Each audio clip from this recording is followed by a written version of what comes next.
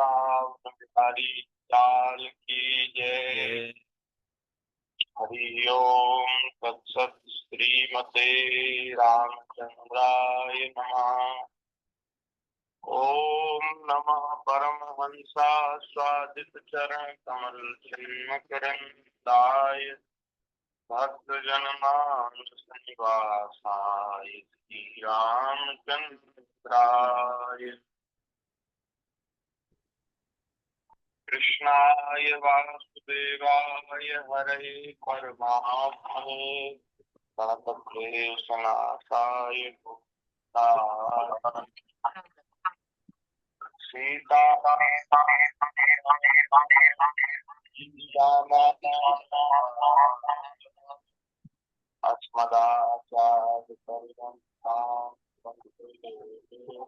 परंपरा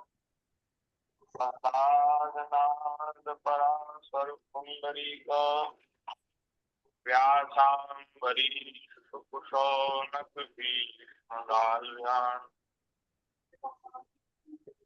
रुक्मांगदार्जुन वशिष्ठ विभीषणादि पुण्यात्मान परम भागवता चार युगन में वर्षे के पद की सर्वसिद्धियो मेरी जीवन भक्त भक्ति भगवंत गुरु नाम के पद वंदन किए नाशे विघ्न। श्री राम जय राम जय जय राम। राम जय राम जय जय राम। श्री राम जय राम जय जय राम। श्री राम जय राम जय जय राम। श्री राम जय राम जय राम। श्री राम जय राम जय जय राम। श्री राम जय राम जय जय राम। श्री राम जय राम जय जय राम। सीता जय सीता राम जय सीता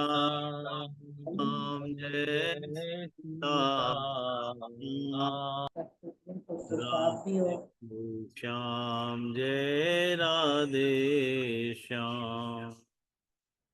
सीता राम जय सीता राम।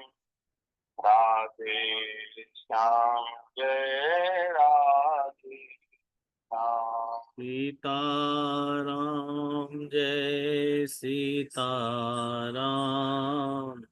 राधे श्याम जय राधे श्याम। जय जय श्यामा जय जय श्याम।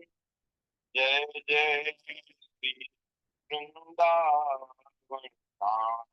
जय जय श्यामा जय जय श्याम। जय जय श्री वृंदावन धाम। जय जय श्री ब्रज धाम। जय जय श्री ब्रज मंडल धाम। श्री राम जय राम जय जय राम। श्री राम जय राम जय जय राम। श्री राम जय राम जय जय राम। श्री राम जय राम जय जय राम। श्री राम जय राम जय श्री राम जय जय राम। बोलिए श्री सीता रामचंद्र भगवान भगवान की की जय। जय। श्री वृंदावन बिहारी लाल लाल की जय। की जय। श्री राधा कृष्ण भगवान की की जय। जय। श्री उमा महेश्वर भगवान की की जय। जय। श्रीमद् भागवत महापुराण की जय। जय।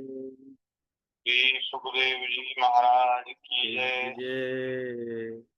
श्री व्यास भगवान की की जय। जय। श्री सद्गुरुदेव भगवान भगवान की की जय। जय। सब संत हरि भक्तन की की जय। जय। जगत जननी पूज्या गौ माता माँ की की जय। जय। जय जय श्री श्री राधे श्याम। राधे श्याम। जय जय सीताराम। हर हर हर महादेव। महादेव। नारायण नारायण नारायण नारायण। हरि शरणम भक्तवांछा कल्पतरु भक्तवत्सल शरणागत वत्सल दीनबंधु दया सिंधु असंख्येय कल्याण गुणगण निलय अकारण करुणारुणालय सच्चिदानंद घन मूर्ति आनंद कंद भगवान श्री वृंदावन बिहारी बिहारी जी हम सब लोगों के ऊपर असीम कृपा और करुणा है, जिसके फलस्वरूप हम सभी को भागवत जी की मंगलमयी कथा कहने और सुनने का परम दुर्लभ सौभाग्य प्राप्त हो रहा है। ठाकुर जी की बड़ी कृपा है। विज्ञान के उपयोग से अपने अपने घरों में बैठ करके ये सत्संग का लाभ हम सब लोग ले रहे हैं और अपने समय को सार्थक कर रहे हैं। श्रीमद् भागवत जी में दसम स्कंद में 41वें अध्याय की चर्चा भगवत कृपा से हम लोग कर रहे थे, जिसमें वर्णन है भगवान श्री कृष्ण बलराम का मथुरा जी में प्रवेश। मथुरा जी की शोभा का दर्शन कर रहे हैं और मथुरा के स्त्री पुरुष जिस तरह से भगवान का दर्शन कर रहे हैं उसको श्री सुखदेव जी महाराज वर्णन कर रहे हैं। सुखदेव जी कहते हैं, परीक्षित प्रविष्टो वसुदेव नंदनो व्रतो वयस्यै नरदेव वर्त्मना दृष्टुम संयुक्तवरिता पुरस्त्रियो हर्म्याणि चैवा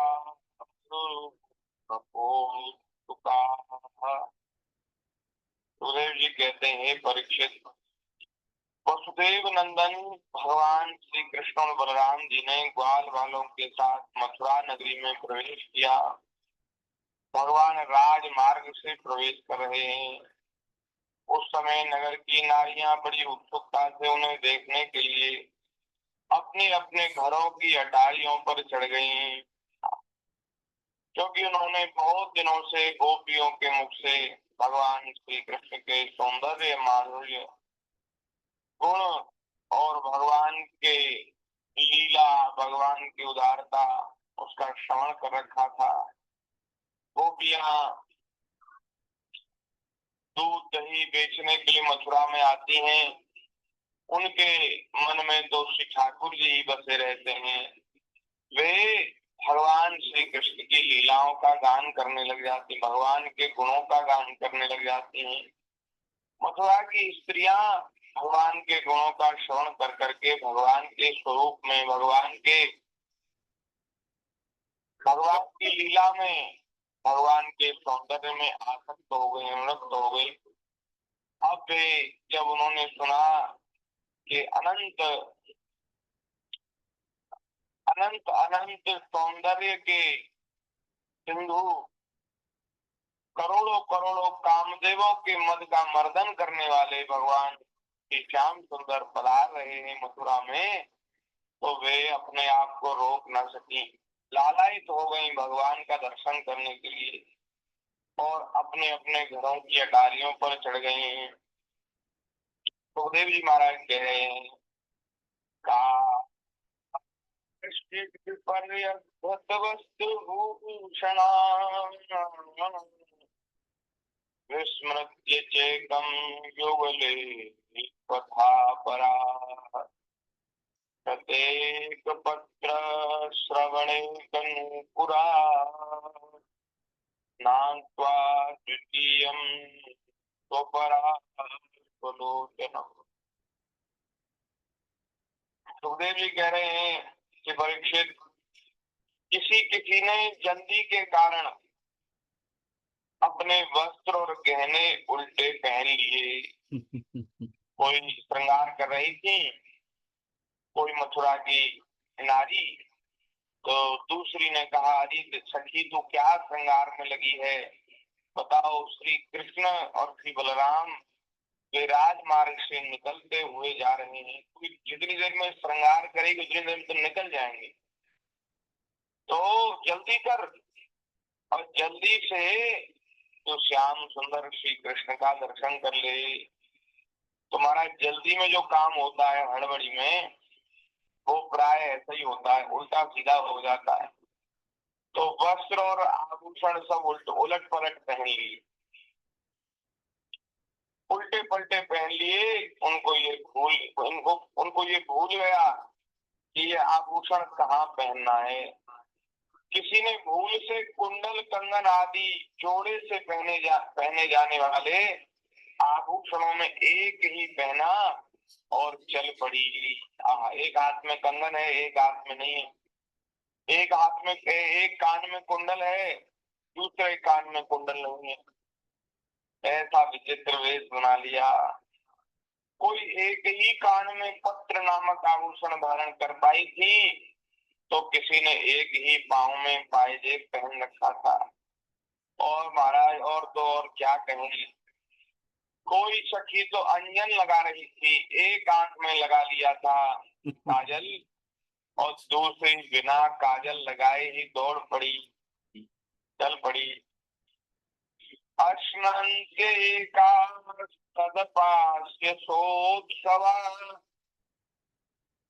अभ्यज्यमाना कृतोपमर्जनाः प्रपन्त्य उत्थाय निशम्य निपनम् प्रपाययत्योर्वमपोयमातरः। कई रमणियां तो भोजन कर रही थी, वे हाथ का और फेंक कर चल पड़ी। सबका मन उत्साह और आनंद से भर रहा था। कोई कोई होटल लगवा रही थी, स्नान कर रही थी। महाराज वे बिना स्नान करे ही जल्दी जल्दी कपड़ा पहन करके दौड़ पड़ी। जो सो रही थी वे कोलाहल सुनकर उठ खड़ी हुई। कोई सोई थी तो हल्ला गुल्ला बहुत हो रहा था। सब एक दूसरे से कह रहे थे अरे चलो चलो दर्शन करो दर्शन करो।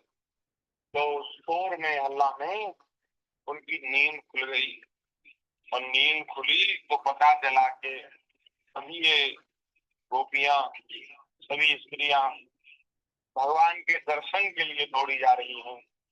तो महाराज वे भी सब दौड़ पड़ी, सोना छोड़ करके और जल्दी जल्दी उठ करके वे दौड़ पड़ी।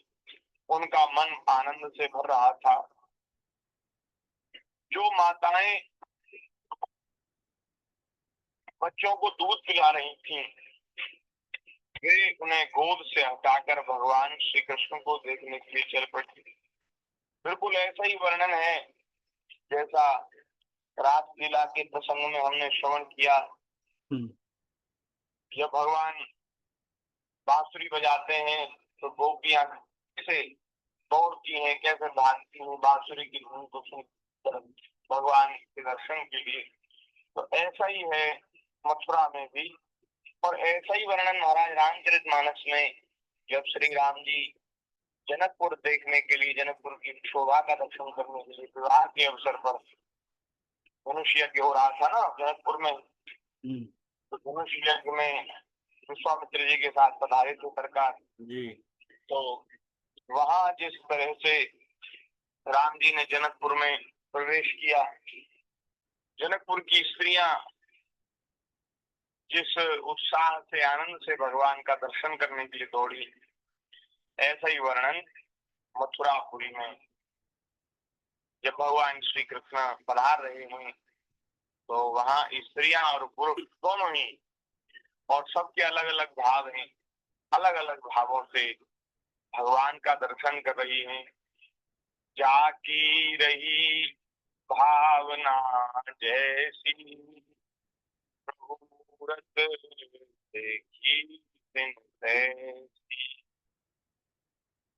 कोई जो थोड़ी बड़ी आयु वाली हैं, वृद्ध हैं, वे भगवान श्री कृष्ण का दर्शन पुत्र भाव से कर रही हैं। जो भगवान के समवयस्क हैं वे भगवान का दर्शन प्रियतम की तरह देख रही हैं, और जो छोटी छोटे बालक हैं, बालिकाएं हैं, वे ऐसे दर्शन कर रही हैं कि ये हमारे अभिभावक हैं, हमारे भाई हैं, हमारे पिता हैं, ऐसे दर्शन कर रही हैं। जाकी रही भावना जैसी प्रभु मूरत देखी ऐसी। बोलिए भक्त वत्सल भगवान की जय। जय जय श्री राम। श्री सीताराम। जय श्री राधे। इसमें थोड़ा नेट में प्रॉब्लम हो रही है।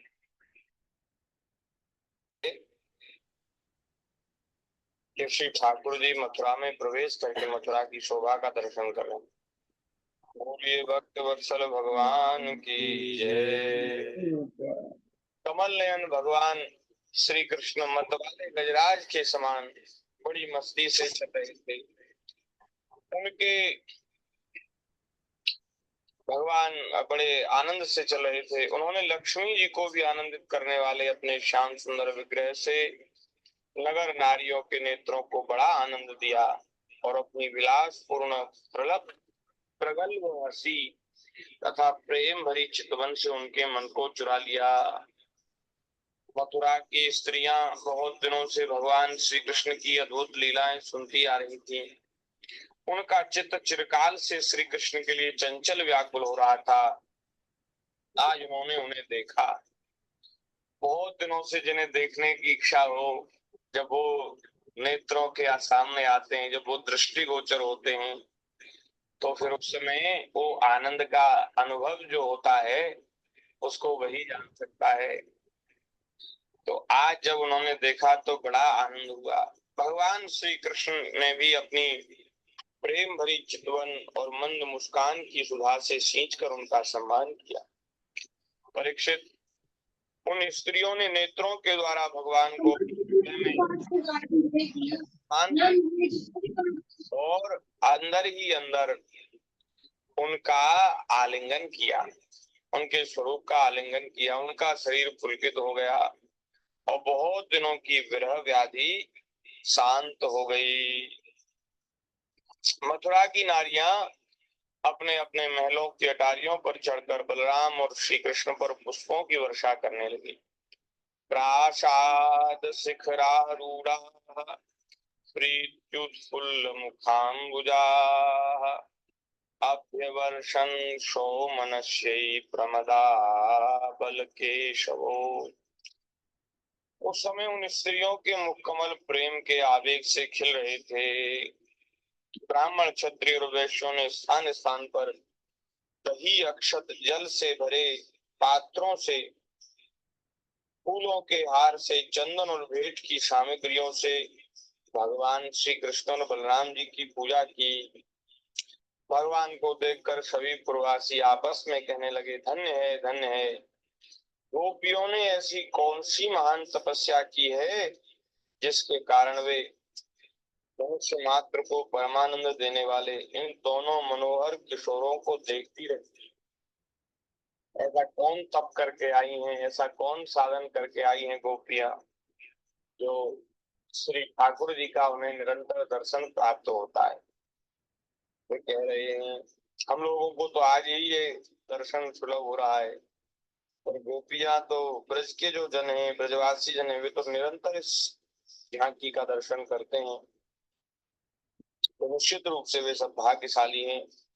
इसी समय भगवान श्री कृष्ण ने देखा एक धोबी जो कपड़े रंगने का भी काम करता था उनकी ओर आ रहा है। उसके उसके हाथ में कपड़ों की पोटली थी। तो भगवान ने उससे धुले हुए उत्तम उत्तम कपड़े मांगे, कुछ पहनने के लिए नए कपड़े मांगे। भगवान ने कहा भाई तुम हमें ऐसे वस्त्र दो जो हमारे शरीर में पूरे पूरे आ जाएं। यदि तुम हमें वस्त्रों का दान करोगे तो तुम्हारा परम कल्याण होगा, क्योंकि देखो दान करने से जीवों का कल्याण होता है, भला होता है, मंगल होता है, और हम लोग उस दान के अधिकारी हैं, पात्र हैं। देखो ना, यहाँ नगर में सब बढ़िया बढ़िया कपड़ा पहन के घूम रहे हैं, हम तो गांव के गवार लोग हैं, हम तो कपड़ा लत्ता पहनना ही नहीं जानते। तो यहाँ आए हैं तो हमें संकोच हो रहा है। सब लोगों ने तो कपड़े पहन रखे हैं और हम ऐसे उघारे घूम रहे। तो भाई हमको इनकी आवश्यकता है, और जिसको जिस चीज की आवश्यकता हो उसको देना वो बहुत उत्तम है, उससे कल्याण होता है। तो तुम हमें ये वस्त्रों का दान कर दो। तो सुखदेव जी महाराज कहते परीक्षित भगवान परिपूर्ण है, सब कुछ उन्हीं का है, फिर भी उन्होंने इस प्रकार मांगने की लीला की। परंतु वह मूर्ख राजा कंस का सेवक होने के कारण बहुत घमंडी था, मद में मतवाला हो रहा था। भगवान की वस्तु भगवान को ना नहीं दी, और देना तो दूर, महाराज उसने क्रोध में भरकर आक्षेप करते हुए कहा, उसने ताना मारा। अरे सीधे सीधे मना कर देता भाई, मेरे महाराज मुझे क्षमा करो, ये कपड़ा तो कंस के हैं और कंस के मंत्रियों के हैं, अगर मैं आपको कपड़े दे दूंगा तो महाराज मेरी जान ले लेगा वो, तो आप मुझे क्षमा करो, ऐसा कह देता। लेकिन नहीं, उसने महाराज बड़ा घमंड में भरकर भगवान को थोड़ा खरी खोटी सुनाया। उसने कहा तुम लोग रहते हो जंगलों में, पहाड़ों में, अरे तुम क्या जानो वस्त्र पहनना, और तुम इन वस्त्रों को मांग रहे हो। अरे तुमने ऐसे वस्त्र कभी देखे हैं जीवन में? क्या ऐसे वस्त्र पहनते हो तुम? तुम्हारी हिम्मत कैसे हो गई मुझसे वस्त्र मांगने की? बहुत उद्दंड हो गए हो, तभी तो ऐसी बातें करते हो। तुम्हें राजा का धन लूटने की इच्छा हुई है? अरे मूर्खों भाग जाओ। यदि कुछ कुछ दिन जीने की इच्छा हो तो फिर मेरे आगे मत पड़ना, इस प्रकार मुझे तंग मत करना, नहीं तो मैं राज कर्मचारी हूँ और मैं तुम्हें कैद करवा दूंगा। और महाराज मैं कैद करवा दूंगा और तुम जैसों को तो मरवा भी डालूंगा, और जो कुछ तुम्हारे पास है उसको छीन लूंगा। जब वह धोबी इस प्रकार बहुत कुछ बहक बहक कर बातें करने लगा तो भगवान श्री कृष्ण ने तनिक कुपित होकर उसे एक तमाचा जमाया और उसका सिर धड़ाम से धड़ से नीचे जा गिरा। बोलिए भक्त वत्सल भगवान की जय। महाराज एक तमाचे में ही वो उसका जय सिया राम हो गया, मृत्यु हो गई। ऐसी हालत है महाराज हम लोगों की। कुछ नहीं है, हम कुछ नहीं है, लेकिन अहंकार ऐसा करते हैं कि जैसे सब कुछ हमारे ही द्वारा हो रहा है। अब वो धोबी बताओ एक तमाचा भी नहीं झेल पाया और घमंड में ऐसी बातें कर रहा था।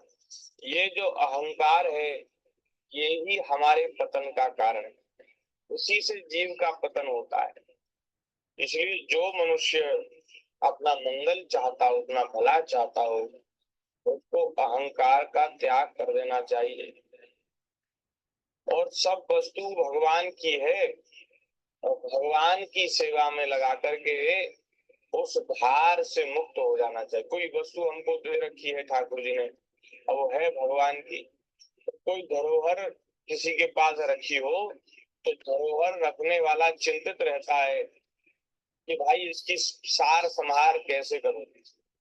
कभी वो मांगने वाला आ जाएगा तो जिसकी वस्तु है वो मांग लेगा तो उसको जैसी उसने दी है उसको वैसी लौटा दूं तो मैं इस भार से मुक्त हो जाऊं। तो ऐसे ही हम लोगों को सेवा करने के बाद भार से मुक्त हो गए ऐसा अनुभव करना चाहिए।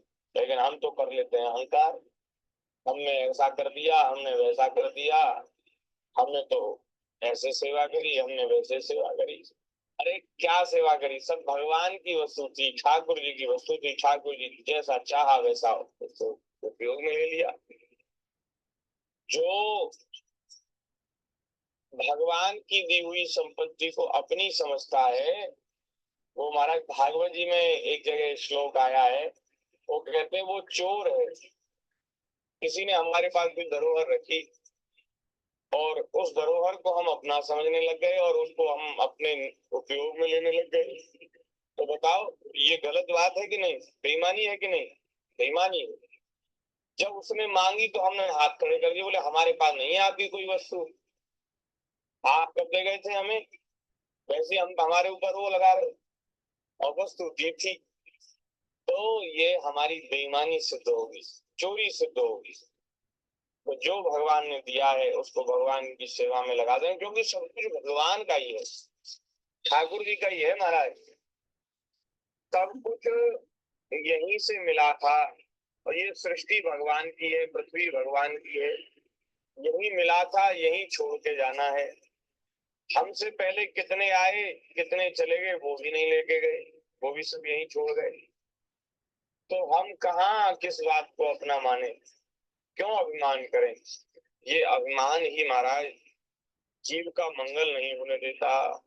अगर वो धोबी अभिमान न करता तो शायद उसके ऊपर कृपा बरस जाती, क्योंकि भगवान तो कृपा सिंधु है ना। अच्छा उनका तमाचा मारना भी कृपा ही है। जब वो अहंकार में मतवाला हो रहा था तो कोई ऐसी लीला भगवान को करनी ही थी जिससे उसका अहंकार दूर हो जाए। भगवान तो महाराज क्रोध भी करते हैं तो भी उनकी कृपा ही है। निर्वाण दायक क्रोध जाकर भगत अब से ही बस करी। जिनका क्रोध निर्वाण देने वाला है, मोक्ष देने वाला है, और जो भक्ति करता है उनकी प्रभु की तो वो तो भगवान को अपने वश में कर लेता है। तो क्रोध पूर्वक एक चांटा मारा, जय सिया राम हो गया और भगवान के हाथ से मरने से मुक्त हो गया। लो ये है ठाकुर जी की कृपा। यदि अहंकार का त्याग करता तो भगवान उसके ऊपर अनुग्रह करते, लेकिन इस तरह से भी उसका कल्याण ही किया। ऐसे ठाकुर जी कृपालु हैं। अब महाराज जैसे ही और दूसरे लोगों ने जो धोबी के साथ थे और जो दूसरे कपड़ा धोने वाले रंगने वाले थे, उन्होंने देखा कि ये तो इन्होंने एक ही थप्पड़ में इनका प्राण हर लिए। तो वो सब डर गए, भयभीत हो गए और सब कपड़ा लत्ता वहीं छोड़ करके भाग गए। अब तो भगवान ने उन वस्त्रों में से बढ़िया बढ़िया वस्त्र चुने। ठाकुर जी के सखा उन भगवान के साथ थे, बलराम जी साथ थे, तो सब ने महाराज बढ़िया बढ़िया सुंदर सुंदर वस्त्र लिए और पहन लिए। लेकिन ठाकुर जी और सब ग्वाल वाल सखा तो अभी कम ही आयु के हैं, अभी ठाकुर जी 10-11 साल के हैं, तो छोटे ही हैं। और वो सब बड़े बड़े मल्लों के, पहलवानों के, योद्धाओं के कपड़े हैं, तो वो ठाकुर जी के शरीर में फिट नहीं आ रहे थे, तो उनकी फिटिंग अच्छी नहीं थी। तो सखाओं ने कहा कि भैया कन्हैया हमने कपड़ा तो बढ़िया सुंदर पहन लिए, लेकिन ये इतने बड़े बड़े हैं कि हम ऐसे लग रहे हैं जैसे खेत में लोग आग पशुओं को डराने के लिए वो लगा देते ना, विजुका, उसको बिजुका कहते हैं हमारे गांव में। तो ऐसे ही जोकर से लग रहे हैं हम। तो बोले इनको कपड़ा को ठीक करवाओ महाराज, इनकी फिटिंग ठीक हो तो बढ़िया लगे। तो बोले कोई चिंता नहीं है, चलो टेलर के पास। तो एक दर्जी था महाराज, वो भगवान का बड़ा भक्त था। और वहां ठाकुर जी पहुंच गए। महाराज दर्जी ने भगवान को देखकर वो भगवान के ऊपर मुग्ध हो गया और न्यौछावर हो गया। उसने उन वस्त्रों को बढ़िया सुंदर सजा दिया, उनकी फिटिंग ठीक कर दी। और ठाकुर जी ने, सखाओं ने जब उनको धारण किया तो एकदम ठीक ठीक वो जच गई। बोलिए भक्त वत्सल भगवान की जय। अनेक प्रकार के वस्त्रों से विभूषित होकर दोनों भाई और भी अधिक शोभायमान हुए। ऐसा जान पड़ता मानो उत्सव के समय श्वेत और श्याम गज शावक भली भांति सजा दिए गए। एक सफेद रंग के हाथी और एक श्याम रंग के हाथी, और हाथी के बच्चे, उनको भली भांति सजा करके और महाराज वो उनको चलाया जा रहा है। ऐसे ठाकुर जी लग रहे हैं। भगवान श्री कृष्ण उस दर्जी पर बहुत प्रसन्न हुए। उन्होंने उसे इस लोक में भरपूर धन संपत्ति, बल, ऐश्वर्य, अपनी स्मृति और दूर तक देखने सुनने आदि इंद्रिय संबंधी शक्तियां दी। देखो कितनी कृपा भगवान ने करी। ये है महाराज कृपा। सेवा, सेवा की भावना जिनके भीतर है उनके ऊपर करुणा निधान की कृपा बरसती। मोक्ष तो किसको भी मिला, मोक्ष तो इसको भी मिला, लेकिन इसके ऊपर कृपा की कि जब तक तुम यहाँ रहोगे तो खूब आनंद करोगे। धन संपत्ति, बल, ऐश्वर्य, अपनी स्मृति, मेरा स्मरण भी करते रहोगे और महाराज रिद्धि सिद्धियां प्रदान कर दी। ऐसी रिद्धि सिद्धि जो ऋषि मुनि महात्मा बहुत दिनों तक तपस्या करने के बाद प्राप्त करते हैं, ऐसी रिद्धि सिद्धियां उसको मिल गई। अब बताओ उस धोबी ने अहंकार किया, अहंकार करके उसने क्या ले लिया? और ये इन्होंने सेवा कर दी भगवान की। सेवा करने से इतना बढ़िया काम हो गया, सब कुछ मिल गया। मृत्यु के बाद अपना सारूप्य मोक्ष भी दे दिया। ऐसे ठाकुर जी कृपालु। तो भैया जो कुछ मिलेगा वो विनम्र होकर के मिलेगा। अहंकार करके अकड़ में रहकर कुछ नहीं मिलेगा। हमने महापुरुषों से सुना है कि भाई जो जिसको कुछ लेना होता है वो उसको अपनी अंजलि नीचे रखनी पड़ती है, उसको विनम्र बनना पड़ता है। यदि आप ऊंचे बन करके रहोगे तो कोई चीज आएगी तो कैसे लोगे भाई? जो देने वाला है उससे तो नीचे रखना पड़ेगा ना अपना पात्र। तो अपना पात्र जो है नीचे रखना पड़ेगा, माने विनम्र होकर रहना पड़ेगा, तो सब कुछ मिलेगा। और हेकड़ी में, घमंड में, अहंकार में कुछ नहीं मिलेगा। हाँ, संसार के लोग थोड़ा वाह वाह कर दें, और वो भी महाराज जो अहंकारी प्रवृत्ति के लोग होते हैं ना, तो उनसे उनकी भले ही लोग प्रशंसा करते हो उनके मुख पर, लेकिन पीठ पीछे उनकी बुराई करते हैं। हाँ, ऐसा हमने देखा है। और जो विनम्र होते हैं उनकी सब जगह प्रशंसा होती है। तो इसलिए विनम्र रहना चाहिए। तृणादपि सुनीचेन तरोरपि सहिष्णुना, तिनके के समान नीचा बनकर और वृक्ष के समान सहनशील बन करके और साधक को रहना चाहिए। निरंतर हरि नाम का स्मरण करते हुए और महाराज स्वयं मान की इच्छा न करते हुए दूसरों को सम्मान देना चाहिए। हमें हमारा कोई सम्मान न करे भले ही, लेकिन हम दूसरों का सम्मान करें, ऐसा साधक का जीवन होता है। अब तो महाराज भगवान वहां से चल दिए। सखाओं ने कहा कि कन्हैया तो एक सुंदर, हमने सुंदर वस्त्र पहन लिए, अब तो भैया सुंदर मालन की जरूरत है। माला और चंदन, बिना चंदन के ब्रजवासी को श्रृंगार पूर्ण ना हुए, तो माला पहरवा दे और चंदन पहरवा दे, और फिर तू जहां मन करे वहां ले चल। तो ठाकुर जी बोले ठीक है। तो वहां से सुदामा नाम के एक माली हैं मथुरा में, उनके घर पहुंच गए और वहां माली ने भगवान का स्वागत किया, उठकर प्रणाम किया, पृथ्वी पर सिर रख करके उनको प्रणाम किया, दंडोत प्रणाम किया। फिर भगवान को आसन पर बिठाकर उनके पांव पखारे। ये जो सुदामा नाम के माली हैं भगवान के बड़े भक्त हैं, और महाराज भगवान को फूलों के हार, पान, चंदन आदि सामग्रियों से भगवान की पूजा की। इसके पश्चात उन्होंने प्रार्थना की कि हे प्रभु, आपके शुभागमन से हमारा जन्म सफल हो गया, हमारा कुल पवित्र हो गया, आज हम पितर, ऋषि और देवताओं के ऋण से मुक्त हो गए, वे हम पर परम संतुष्ट हैं, इसलिए हम लोगों को आपका दर्शन हुआ है। आप दोनों संपूर्ण जगत के परम कारण हैं। आप संसार के अभ्युदय, उन्नति और निश्रेयस मोक्ष के लिए ही इस पृथ्वी पर अपने ज्ञान बल आदि अंशों के साथ अवतीर्ण हुए हैं। यद्यपि आप प्रेम करने वालों से ही प्रेम करते हैं, भजन करने वालों को ही भजते हैं, फिर भी आपकी दृष्टि में विषमता नहीं है, क्योंकि आप सारे जगत के आत्मा हैं, परम सूर्य हैं। आप समस्त प्राणियों और पदार्थों में समरूप से स्थित हैं।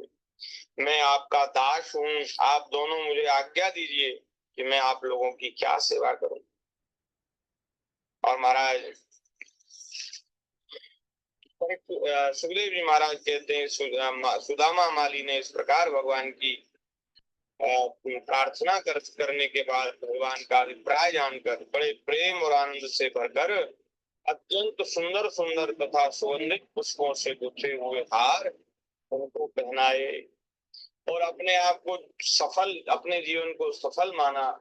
इतने दिनों से हम माला बनाते थे और माला राजा महाराजाओं को पहनाते थे और कंस जैसे दुष्ट को भी पहनाते थे, लेकिन आज हमारा माला बनाना, ये पुष्पों की माला बना करके उसको बेचना सार्थक हो गया। आज तो ठाकुर जी ने हमारे हाथ की बनी हुई माला धारण की है। यही वर्मा, आप समस्त प्राणियों के आत्मा हैं, सर्वस्वरूप आपके चरणों में मेरी अविचल भक्ति हो, आपके भक्तों से मेरा सौहार्द हो, मैत्री का संबंध हो और समस्त प्राणियों के प्रति अहेतुक दया का भाव बना रहे। सोपि बब्रे चलाम भक्तिम तस्मिन् एवाखिलात्मनि तद्भक्तेषु च सौहार्दम भूतेषु च दयाम पराम।